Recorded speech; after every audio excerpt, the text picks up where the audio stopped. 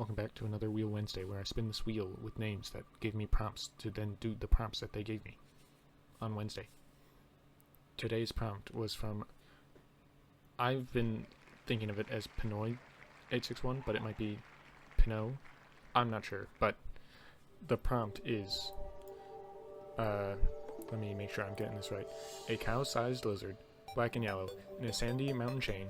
The lizard can use telekinesis power on the sand around it with its tail for offensive purposes.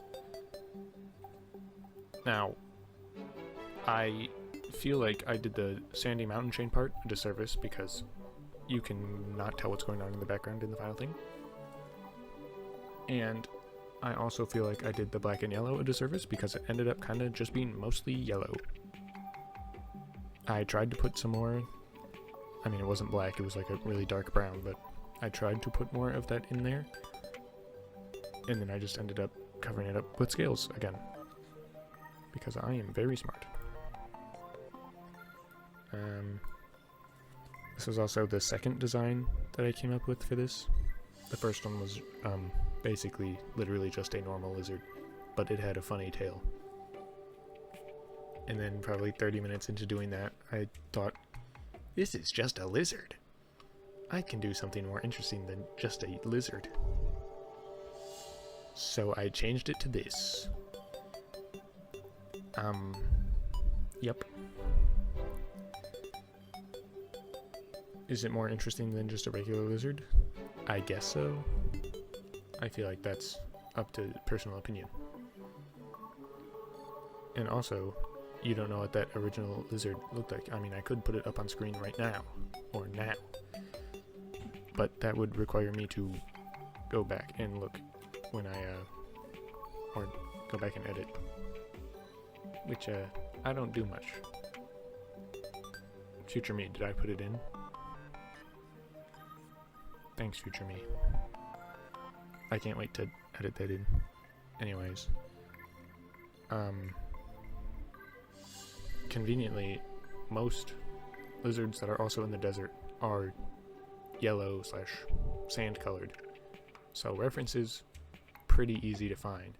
Although, since I switched it to being a weird humanoid lizard thing, kinda didn't really use the references that much, except on the, feet, I guess. Not really the hands, because I made them more humanoid, but, lizard feet are weird, in my opinion, just because, at least the one I used, the toe lengths were inverted from a mammal, where the ones on the outside were longer than the ones on the inside.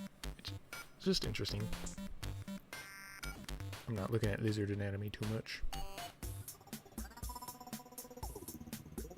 I also, with it being a more humanoid thing, kind of winged a lot of the scales, like how they went together.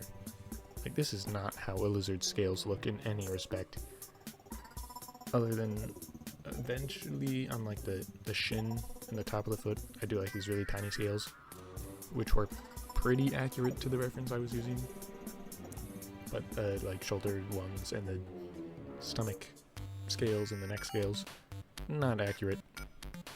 I probably could have done better on the neck one for sure, but I think the shoulder and chest ones were a good compromise. You couldn't tell, but I did air quotes.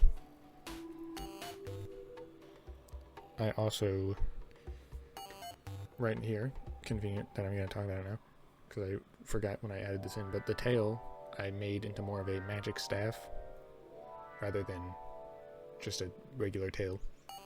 And then, I also thought, what are lizards known for? Or at least some of them? That they can break off their tail and regrow it. So, I gave him a second tail that he's just holding like a staff, as if he broke it off previously. So if you need a weird sand staff that can use, thinking around now, I don't know how it would really work, because if it is telekinesis powers, the staff itself probably wouldn't have that. But who knows? I mean, I'm assumedly I'm supposed to, but that's not me. I'm not that guy. I don't know.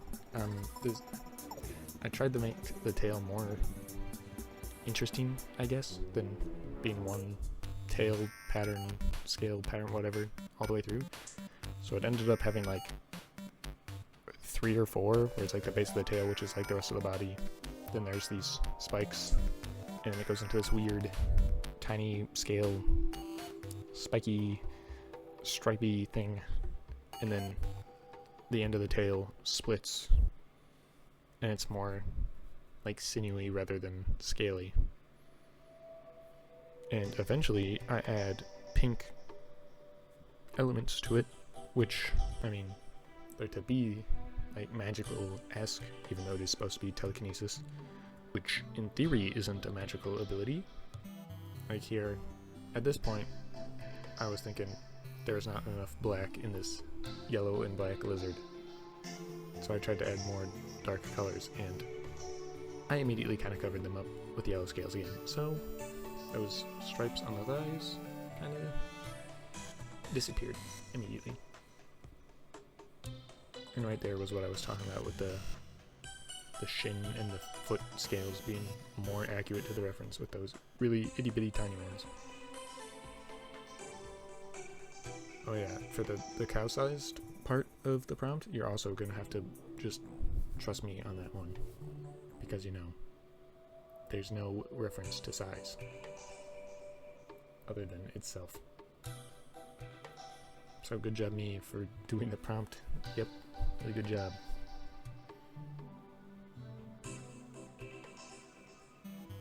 Oh yeah, I also gave it a third eye because, you know, telekinesis, third eye, psychokinetic abilities, yada yada. What's the word I'm looking for? I can't. Why? I don't know why I can't think of it. I'm just embarrassing myself now. Anyways, third eye telekinetic powers. Now here's where I'm finally adding the pink to be more magically. Also giving a good color accent to the lizard, so it's not just yellow and brown. Did I maybe overdo it with the pink? Maybe. But it's a choice I'm living with.